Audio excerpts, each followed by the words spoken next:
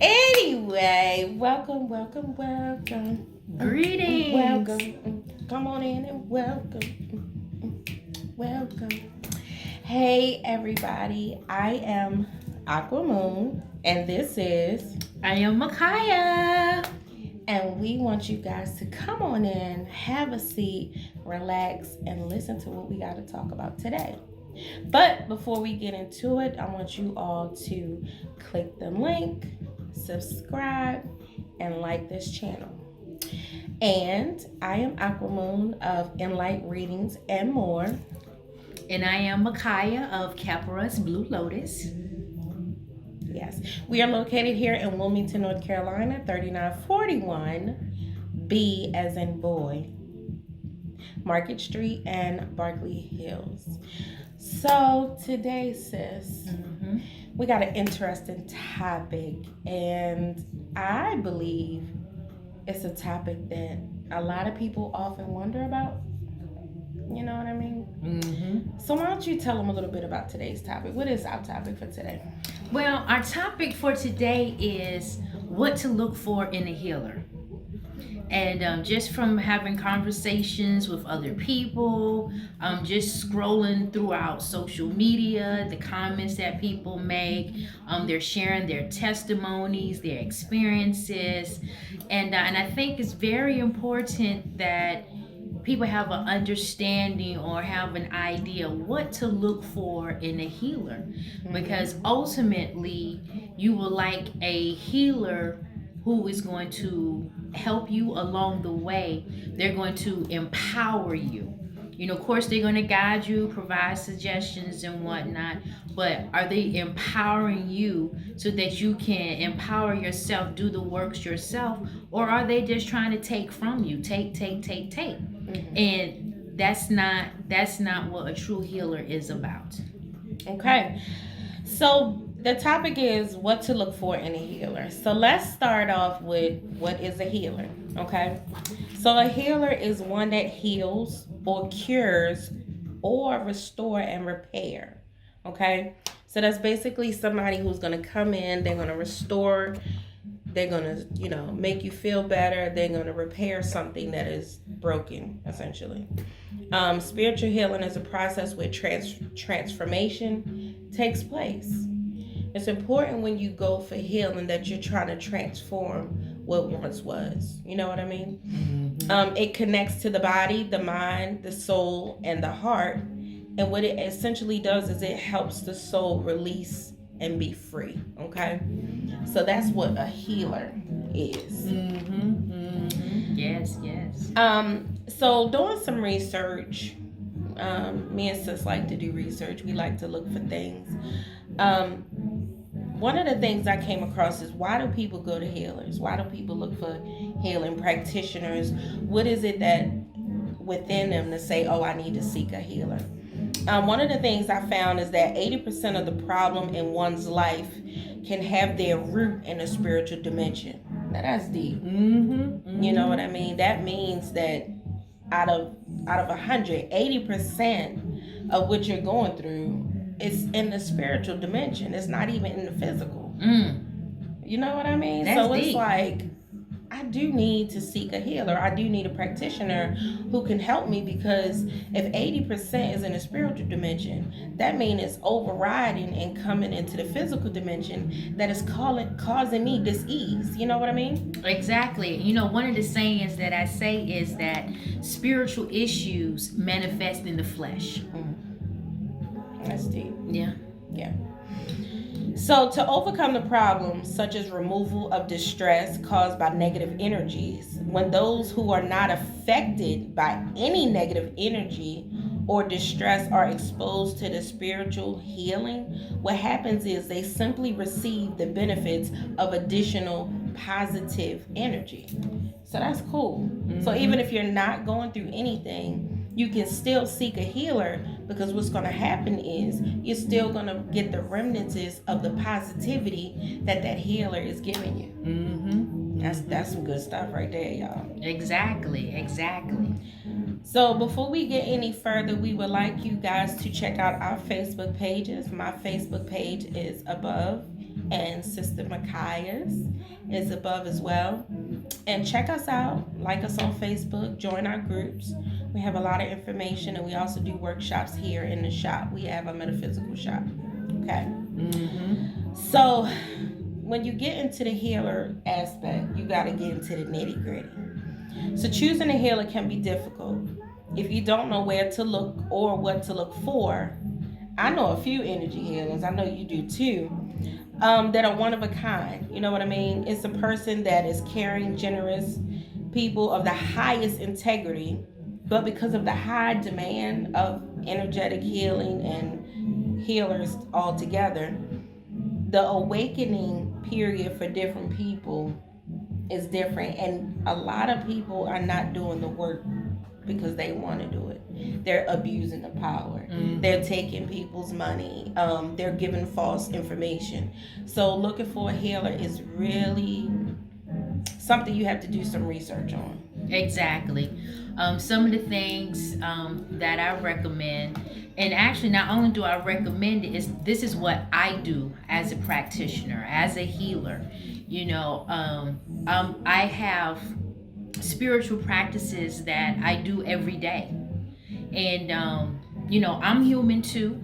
I have my shortcomings as well, but I acknowledge what they are, and I'm doing the works on self to eradicate that.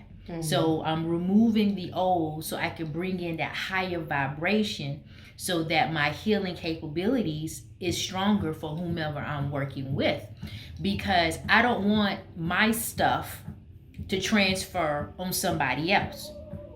So if you're coming to me for help and guidance, I need to be clear so that the message will come through clear to guide you in the proper manner. So ensuring that the practitioner is continuing to do daily practices, even doing continual trainings from time to time, because we all have to grow. We all have to evolve. Just because you're good at one thing, it doesn't mean that you just stop there. You have to continue to grow. You're forever growing. So definitely look for the growth and, the spiritual practices of that particular individual. That's good. One of the things that you could do when you're looking for a healer for yourself, a loved one, or just somebody that you need to connect with is get a reference. Oh, yeah. Get a reference. Let the healer be a friend, or let the reference be from a friend, a family member, someone that can refer to this practitioner because they personally know how it feels to work with this person. They're comfortable with this person. Someone who can basically speak firsthand on this person's style, their performance, and even the results. Searching Google is good. Checking out reviews, seeing how many reviews they have, good reviews versus bad reviews, is really, really good too when choosing a healer. Right. When it comes to healing, if you can get in front of that person, it's awesome. But you got to understand, a lot of people do long distance healing. You do long distance Reiki as well, right? I certainly do. Yes, I So when you're doing long distance, you want to be cautious, but again, check for your reviews, check for repetition of clients, the repeat clients, check all their social media platforms. If somebody is offering long distance healing, but they don't have an email, or they don't have any other form, just one form of contact, you want to make sure that this person is legit and they just don't want your money. Yeah, and another thing to add to that is, do they offer consultations? Are they willing to speak to you beforehand? Because I know me personally, I like to talk to you. I like to, hear, if we're over the phone, even if we can do video conference, I do that as well. So I can have that connection, and you can have that connection with me and vice versa, and feeling the energy of me, vice versa, just so you can get that connection and see if I actually resonate with you. Because sometimes just talking to someone, or if you're able to look at them, higher self speaks to higher self. Namaste. The God in me recognizes the God in you, and so that is definitely something you would like to look for is, do they offer consultations? Speaking of consultation and healing, we never did tell the people what we do. Oh, we just started talking. Look, When it's good, it's good. You gotta go with it. But you want to tell the people what you do? Okay, yes. Well, I am a master Reiki teacher and practitioner. So I utilize Reiki energy and other energy forms as my healing modality. And not only do I do healing, I also do removal of negative energies and other spiritual practices as well to aid you in your journey. Awesome, sis. She's good, guys. And you spoke about the Yoni? Oh, and I also do Yoni steaming as well because that is important. That's definitely another healing modality for women, just to help release a deep internal release from the womb space. So yes, Yoni steaming is great. It is great. Well, me, guys, I am an intuitive psychic reader. So I have different modalities, I guess you would say. I read cards. I do pendulum readings. I also do chakra balancing and crystal healing. I am a certified crystal healer. Also, I am a metaphysical shop owner. So we also have a metaphysical shop located here in Wilmington, North Carolina. You can come shop for crystals, sage, essential oils, crystal jewelry, organic skincare. The list goes on and on and on. You just got to come in and check us out, okay? Oh, yes. So, another thing you could do when you're searching for the perfect healer or just that person that you can vibe with or connect with is ask questions. Oh, yeah. Ask them to explain their work or their practice. Ask them, are they licensed or certified? Ask how long they have been in business. And you can even ask them how long a session takes. Yeah, exactly. How long does one of your typical Reiki sessions take? Well, a typical session, it ranges between 30 minutes to maybe 90 minutes. It just depends on, what the client needs. Mm-hmm. And because what I do, I let, once I active. It's a key. What? That was a key. What the client needs. Yes. And that's why I do consultations first. Just to talk to them, and I listen, I don't listen with my regular ears, I listen with my spiritual ears. And just to have that spiritual connection. And so I'm listening to what the client has to say, and so in my mind I'm like, okay, you need this and that, and then I make my recommendation to the client, and then we'll go from there. So my sessions, I always incorporate, spiritual protection, inviting in the benevolent spirits. My bad. Wicked, woo. My spirit guides, guardian angels, for additional protection, for additional assistance. Because, as a practitioner, I'm just a conduit. All I do is just activate the energy and I send it on to you. Awesome. So I have no control of where the energy goes, no control of what it does. The energy itself has its own intelligence. And then, working with the higher self knows exactly what you need. And so that's the flow of the session. And so we clear it, we heal it, we seal it, and I do give you homework. Awesome. I definitely give you homework to continue to work on yourself. That's good. That's a good tip. Also, guys, when you say you already set the appointment, you're going into this space with this healer. And another thing that you want to do once you book the appointment and everything's, you're about to go, still continue to watch for red flags. You know what I mean? Good things to look for when you go to the healer's establishment, because some people do healing in their home, but which is okay, whatever is easier or feasible. You want to make sure that the environment is clean. You want to make sure it's a neat space for them to work in, right? Because energy has to flow. So if you're in a cluttered space, energy cannot flow. It's going to be blocked. and it's not going where it needs to go. So making sure the space is clean, is neat, even smell good. Oh yeah, most definitely. Got to have the smell You good. gotta have it smell good. You know, you don't have to break out all the Bath and Body Works and all them other places, but you know, you want it to have a nice aroma. Yes. Something that's inviting and you know it feels good. It should feel right. Your intuition should let you know that I can come and feel comfortable here. You know, follow your intuition. Your intuition will always guide you in the right direction.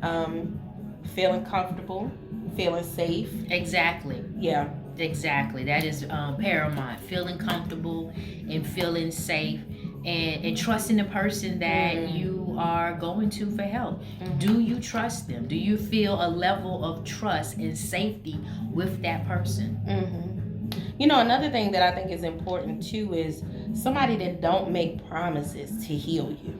Oh yeah. You know what I mean? I can't make a promise to heal you. What I could do is do what I'm guided to do and hope that assist you on your journey. Exactly. Because we're not medical professionals. Exactly. So we're not going to tell you that we can make all your migraines go away and take your medicine and dump it down the toilet. No. You always want to seek your medical professional, and if you're seeing a psychiatrist or a counselor first, and then if you feel like, okay, this is not working, I need more, I need spiritual, then, you know, find your practitioner or your healer. Okay? You should, or they should let you know what's going on. When I'm about to read somebody, I like to let them know, you know, let's do a mini meditation, let's do 3 breaths, and before you start with Reiki, you explain to them what you're going to do. You know, you don't just put your hands on somebody or touch somebody without explaining them what's going on. And, you know, one of the biggest things we talk about, you got to get consent. Exactly. If they're not asking your permission before they start any practice, that's a big red flag. Oh yes. So I definitely do that. I explain what the process is going to be, and I do ask for permission. Like, do I have your permission to activate these energies for your session?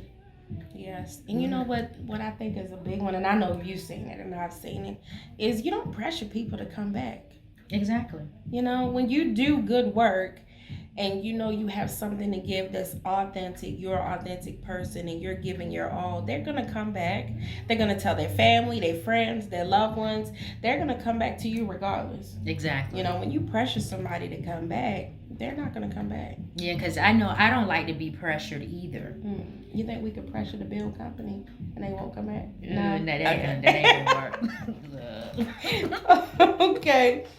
So guys, I believe these tips will help you on your future journey and finding the perfect healer to fit your needs. Remember, your intuition is your key, okay? And again, I am Aquamoon, owner of Enlight Readings and More, located here in Wilmington, North Carolina. Yes, and I am Michaiah of kheperasbluelotus at 3941 B as in boy, Market Street and Barkley Hills intersection. And so we have the healing center. It includes the crystal shop along with other metaphysical items. We have healing items that we hand make ourselves. So we have the Yoni steaming room too, guys. Yes, we got that too. So guys, please stay tuned to come talk to 2 sisters again. We are 2 sisters with kind of the same idea but coming from different sides, and we would like to bring more to you. So always stay tuned, make sure you subscribe, click and like, and we will put our links below for you to check us out soon. Ashe.